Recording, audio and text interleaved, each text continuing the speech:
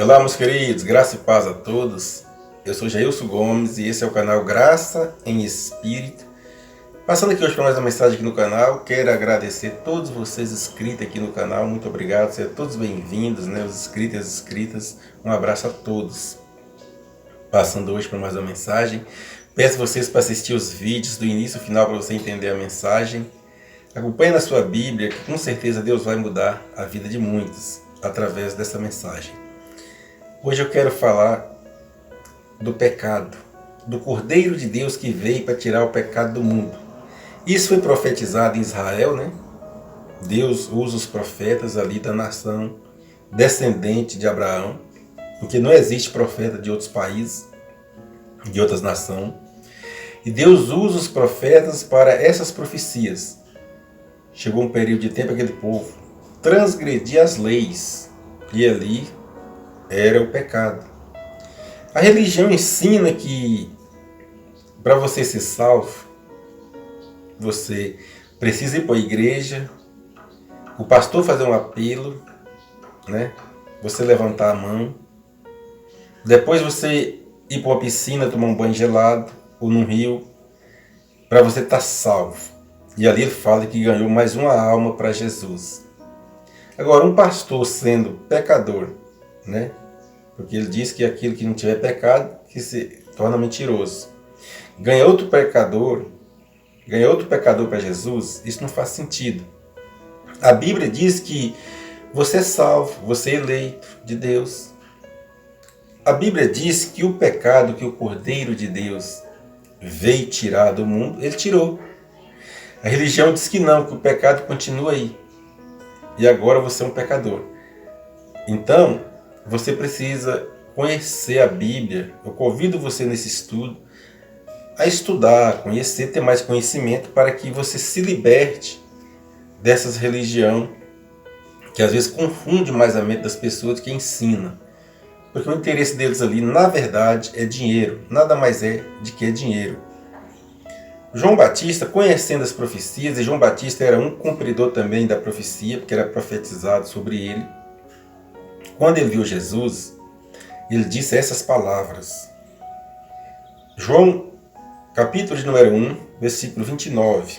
No dia seguinte, João viu Jesus que vinha para ele e disse: Eis o Cordeiro de Deus que tira o pecado do mundo. Então Jesus veio com um cordeiro, ele veio com um cordeiro de sacrifício, ele veio com uma ovelha.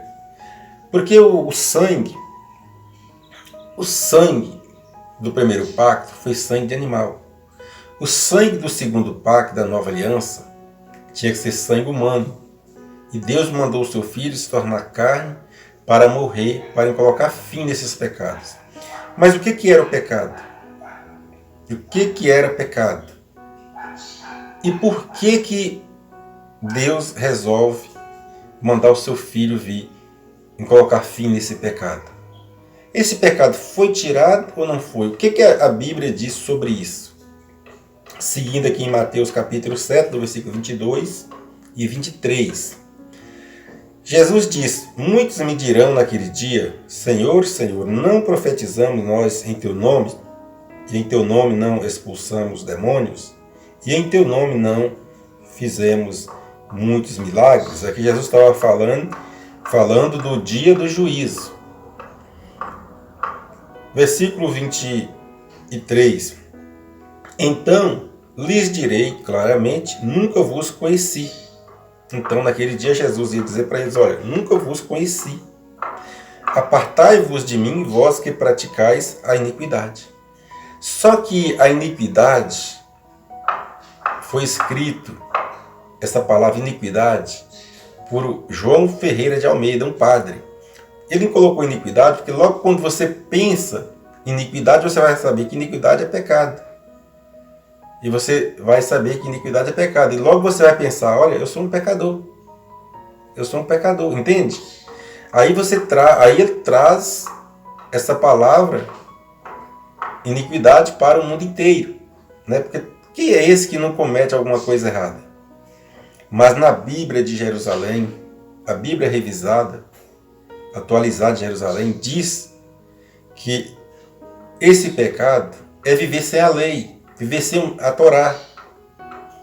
A palavra se torna a mesma palavra, mas diz: apartai-vos de mim, vós que vives sem a Torá. Na mesma Bíblia, no mesmo capítulo de Mateus, nos mesmos versículos, lá está falando. Jesus diz: apartai-vos de mim, que vive sem a Torá. Então, a iniquidade foi João Ferreira de Almeida, com a sua astúcia, que transformou a palavra de viver sem as leis por iniquidade. Porque a iniquidade, erro, todo mundo comete. Então, se você ler aqui João Ferreira de Almeida, você vai entender que você é um pecador. Mas se você ler a Bíblia de Jerusalém, atualizada, você vai entender que quem vivia sem a Torá, que a Torá é as leis de Israel, eram as leis, eram os hebreus, as chamadas ovelhas perdidas da casa de Israel. Então, esse cordeiro precisava morrer para tirar o pecado do mundo. Se você for perguntar a um irmão aí do sistema religioso, ele vai falar: não, eu sou um pecador, nós cometemos pecado. Ele não reconhece que Jesus morreu. Aquele Jesus homem que veio como cordeiro morreu. Eles não reconhecem, eles sabem que Jesus morreu, mas eles entendem que não foi o suficiente o sangue de Jesus para limpar, para lavar, para purificar aqueles transgressores das leis. Mateus capítulo 27, do versículo 24 e 25. Esse aqui já é Pilato. Ao ver Pilatos que nada conseguia, mas pelo contrário, que o tumulto aumentava, mandando trazer água, lavou as mãos diante da multidão, dizendo: eu sou inocente do sangue deste homem, seja isso lá com vós. Então, quando Pilato vê que não podia fazer, porque ali já chegou o cumprimento, né, do cordeiro, para tirar o pecado deles, ali as transgressões de lei, que leva Jesus de Nazaré até ele, que a apreensão do povo ali era tão grande que ele não podia fazer nada. Que eles queriam que matasse e crucificar Jesus, mas ali estava cumprindo a profecia. Era o cumprimento da profecia. Ali era Jesus tirando eles daquelas transgressões, aquelas ovelhas perdidas da casa de Israel. Mateus 27, versículo 25. E todo o povo respondeu: o seu sangue caia sobre nós e sobre nossos filhos. Olha aqui que eles dizem: que o sangue caia sobre nós e sobre os nossos filhos. Se é para maldição, né, isso aí é com eles. Mas eles lembraram logo do sangue, que seu sangue caia sobre nós e sobre nossos filhos. Então ali era um cumprimento de profecias. Apocalipse, capítulo 14, no versículo 6, no versículo 7, a revelação que Deus deu a João para as igrejas da Ásia. Veja o que é revelado. E vi outro anjo voando pelo meio do céu, que tinha um evangelho eterno para proclamar aos que habitam sobre a terra, e toda nação, e tribo, e língua, e povo. Vou ler de novo. Apocalipse 14, versículo 6. E vi outro anjo voando pelo meio do céu, e tinha um evangelho eterno, para proclamar aos que habitam sobre a terra, e a toda nação, e tribo, e língua, e povo. Então, a revelação aqui às igrejas da Ásia está esclarecendo um evangelho novo, e para reclamar a toda nação e povo que habita na terra. Versículo 7, dizendo com grande voz: temei a Deus e dai-lhe glória, porque é chegado a hora do seu juízo. Olha, é chegada a hora do seu juízo. Então, chegou na época deles. A revelação ali do anjo era na época deles. Chegou a hora. Então, a religião prega que ainda vai chegar. E aqui já está que chegou, entende? Chegou a hora do seu juízo, era o juiz de Deus, porque ali depois que Jesus morre, Mateus 24 era preciso ser cumprido. E agora está revelando às igrejas da Ásia e dando uma pitadinha para toda a nação da terra, que isso ia acontecer em Israel, em Jerusalém. Esse templo ia ser destruído, que era o fim, o juiz era destruir aquele templo. Adorai aquele que fez o céu, a terra e o mar, e as fontes das águas. Então, é a revelação do Apocalipse, as igrejas da Ásia. Se você ler com calma, quando ele fala, você vai entender o que ele está falando. Eu li aqui, você entendeu, e se você pode ver na sua Bíblia, que não está para o futuro, está para o passado, está para a época deles, chegou a hora. Chegou, nós estamos vivendo a hora, eles lá. Romanos capítulo 11, versículo 12.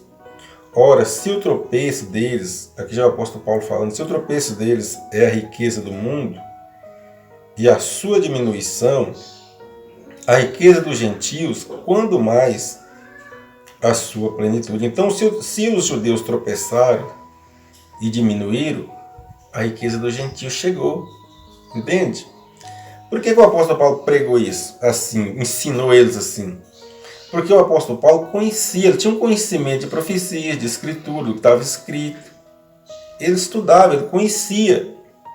Versículo 13, mas é a vós, gentios, que fala. E porquanto sou apóstolo dos gentios, glorifico o meu ministério. 14, para ver se, de algum modo, posso incitar a emulação os da minha raça a salvar algum deles. Veja bem aqui, ó, Paulo está falando que eles rejeitaram.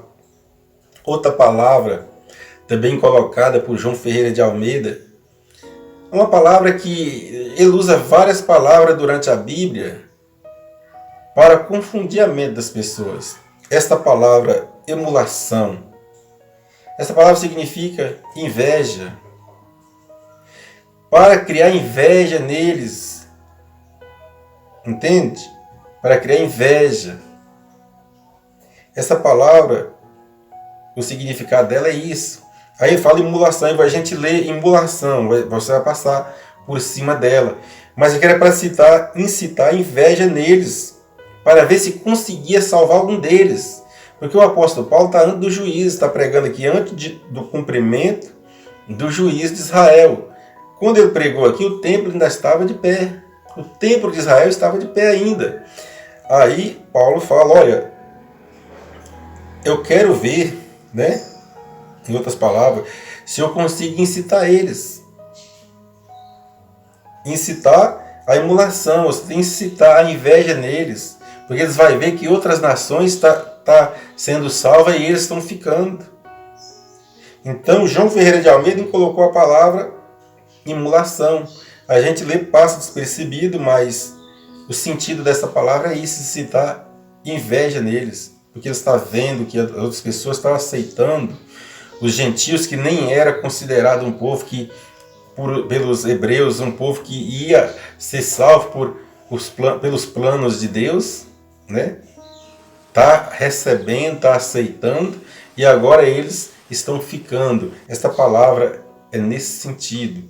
Depois você pode pesquisar aí no Google aí que você vai entender. Tem outras versões também que fala que é para incitar isso mesmo, a inveja neles. Gênesis 12. Eu fiz questão de colocar Gênesis, capítulo de número 12, para você ver como o apóstolo Paulo sabia. Capítulo de número 12, versículo 1. Ora, o Senhor disse a Abraão, sai-te da tua terra, da tua parentela, da casa de teu pai, para a terra que eu te mostrarei. Versículo 2. Eu farei de ti uma grande nação, abençoarei ti e engrandecerei o teu nome e tu ser uma bênção. Então a promessa de Deus para Abraão, por isso que eles, né, sentia que a salvação era só para eles. Porque a promessa de Deus com Abraão Era uma promessa de fazer dele uma grande nação e abençoar eles. Versículo 3: abençoarei aos que te abençoarem e amaldiçoarei aqueles que te amaldiçoar. Veja bem, que Deus ia abençoar os que abençoavam Abraão e amaldiçoar os que amaldiçoassem Abraão. Então, o bem e o mal estão na mão de Deus mesmo, né? Eu vou abençoar, eu vou amaldiçoar.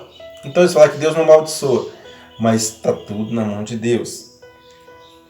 E em ti serão benditas todas as famílias da terra. Então, em Abraão serão benditas todas as famílias da terra. Então, o apóstolo Paulo sabia disso. Tanto é que ele vai citar essa passagem aos Gálatas, capítulo 3, no versículo 6 em diante. Ele vai citar essa mesma passagem que Deus fala com Abraão. Então, o apóstolo Paulo, ele sabia, ele conhecia, ele tinha um conhecimento bom. Ele estava pregando, ensinando, né? Porque ele foi levantado como apóstolo dos gentios, mas ele pregava para judeus, ele pregava para hebreu.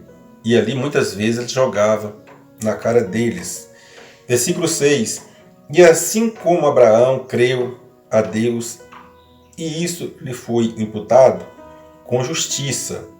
Com justiça. Sabei, versículo 7, sabei, pois, que os que são da fé, esses são filhos de Abraão. Versículo 8. Ora, a Escritura, prevendo que Deus havia de justificar pela fé os gentios, anunciou previamente a boa nova a Abraão, dizendo: em ti abençoados todas as nações. Versículo 9, de modo que os que são da fé são abençoados com o crente Abraão. Então, veja como o apóstolo Paulo estudava. Ele sabia, ele tinha um conhecimento. Então, quando ele pregava, e todos eles foi assim. Todos os que pregaram, ensinaram, eles tinham conhecimento. Ele sabia das profecias, ele sabia os que estavam escritos. Então, o apóstolo Paulo repite de novo em Gálatas 3. Vou ler de novo para que fica gravado, que para você busca na sua Bíblia, para você ter conhecimento, para você não ser enganado por ninguém. Gálatas 3, versículo 6. Assim como Abraão creu a Deus, e isto lhe foi imputado como justiça. Então, porque ele creu, ele acreditou.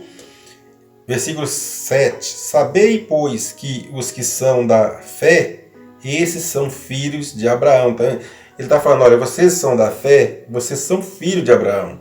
Aquele que é da fé, vocês ficam sabendo que essa fé não vem de vocês, você herdar ela de alguém. Versículo 8. Ora, a Escritura, prevendo que Deus havia de justificar pela fé os gentios, a justificar pela fé, meus queridos. Não é por obras, não. É pela fé no seu coração, pelo entender, pelo conhecer. Você tendo fé no seu coração e você conhecendo, você é justificado. Anunciou previamente a boa nova a Abraão, dizendo: em ti serão abençoadas todas as nações. Em ti serão abençoadas todas as nações. Olha o apóstolo Paulo repetindo o que Deus disse a Abraão. Versículo 9. De modo que os que são da fé são abençoados com o crente Abraão. Entende? Quantas vezes a gente falou na palavra fé? Quantas vezes falamos aqui na palavra fé? Entende? Que está ensinando a Bíblia, está falando uma coisa, a religião está ensinando outra. Apocalipse capítulo 5, do versículo 9. E cantavam um cântico novo, dizendo: digno és de tomar o livro e de abrir os seus selos, porque foste morto, e com teu sangue compraste para Deus homens de toda tribo e língua, povo e nação. Compraste, então já foi comprado. Cada vez que abria um selo, revelava as 7 igrejas, revelava uma coisa. Aqui revelou que foi comprado. Foi comprado. Entende? O que já foi, se você foi comprado, você pertence a alguém. Você é de alguém. Vou ler de novo. Apocalipse 5, versículo 9. E cantavam um cântico novo, dizendo: dignos és de tomar o livro e de abrir os seus selos, porque foste morto, e com o teu sangue compraste para Deus homens de tribo e língua e povo e nação. Então, com o seu sangue compraste, cada vez que abria ali o livro, que abria um selo, revelava. E essa revelação às igrejas da Ásia diz que Deus comprou, através do sangue do seu Filho, povo de toda língua, tribo e nação. Então aqui está incluído todos. Povo de todas as línguas, foi revelado a eles.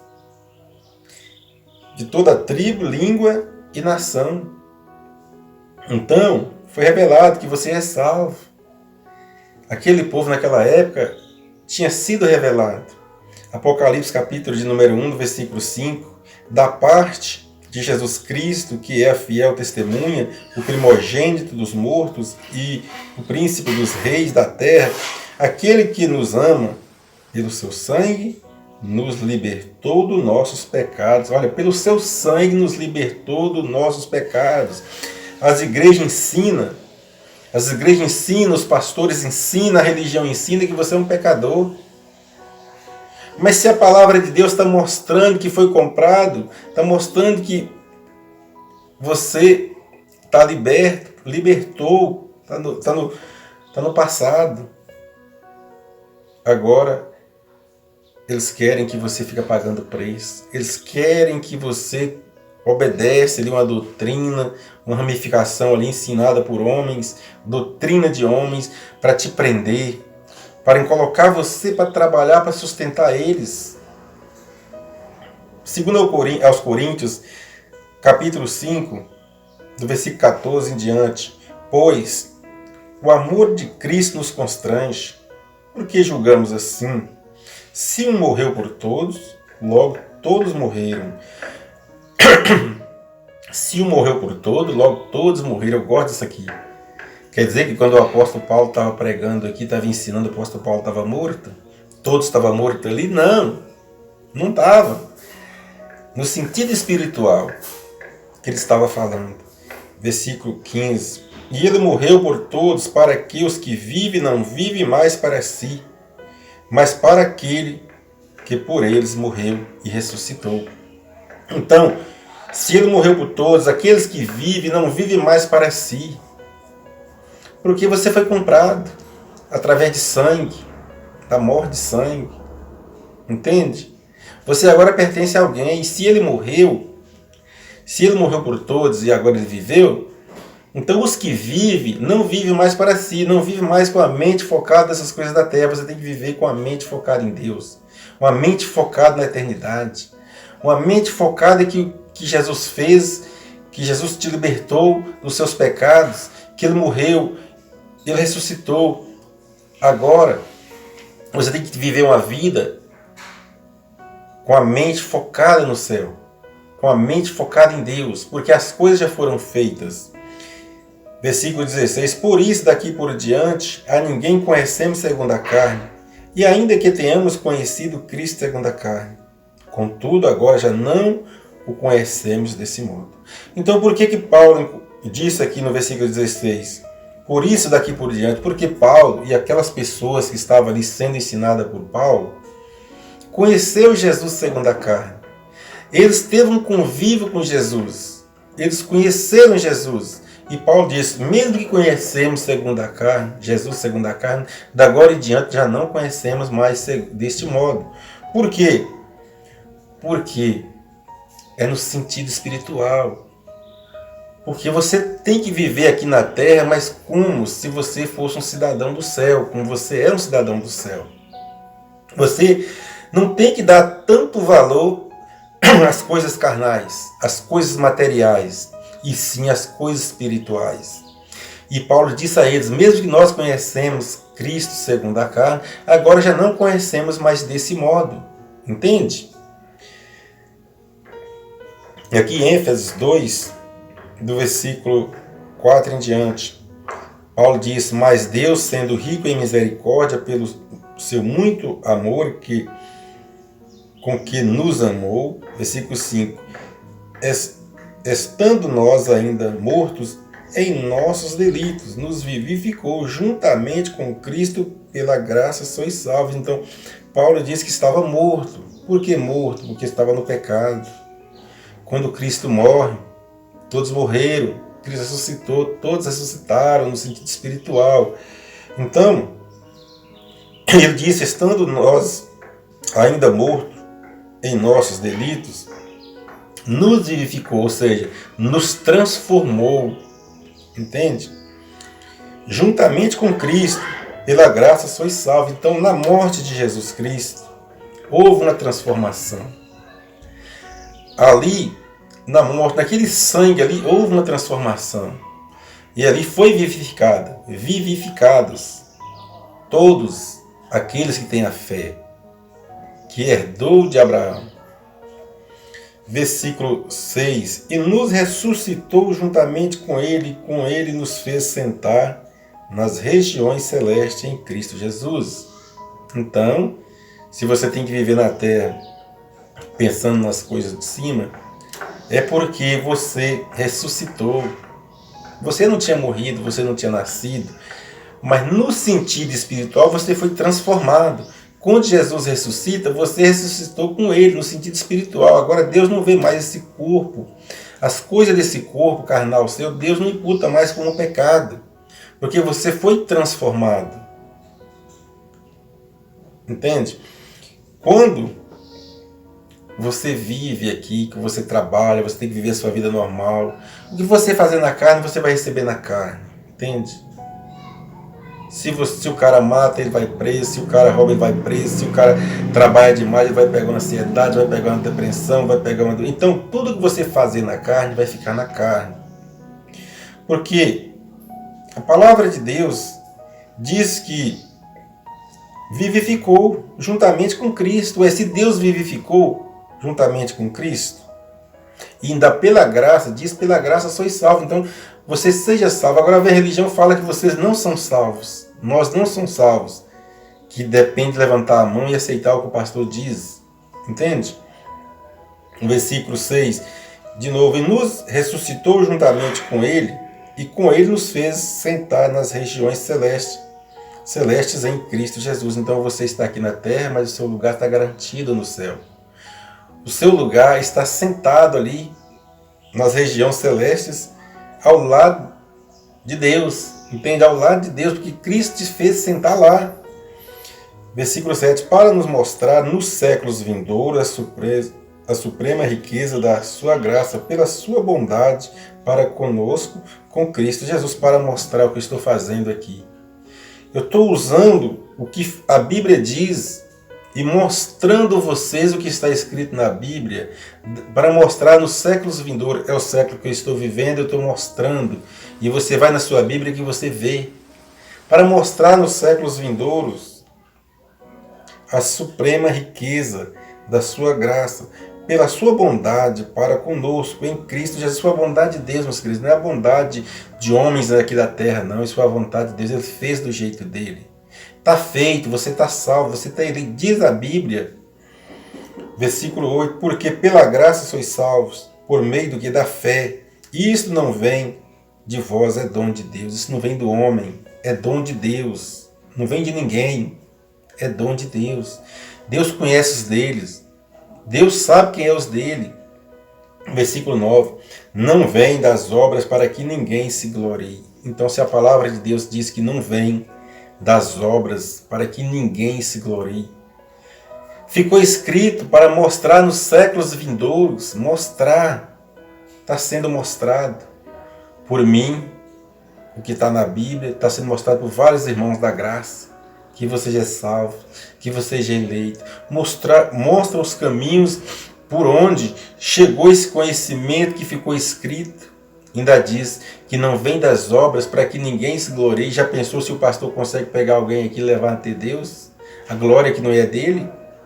Já pensou se o pastor coloca você para ficar uma semana de jejum e depois você morre e volta e fala, olha, eu estou salvo, foi o pastor que me salvou? A glória não é de Deus, é do pastor. Entende? Meus queridos, não depende de homens, depende sempre de Deus. Ele fez, está feito. A sua vida, nossas vidas agora basta viver com fé no coração, com amor do coração, estudando a Bíblia, conhecendo o que foi feito, entendendo o que foi feito e que Deus nos salvou. Que não precisamos pagar preço a ninguém e a homem nenhum, porque o preço maior Ele nos pagou, Ele nos comprou com um preço caro de sangue, da morte do seu Filho naquela cruz. Essa é a mensagem de hoje. Espero que nosso Deus vai mostrar a você que não conhece ainda a verdade à luz da Bíblia e vai tirar você desses templos religiosos que diz que está levando você à salvação, mas eles na realidade não conseguem salvar ninguém. Graça e paz. Até um próximo vídeo.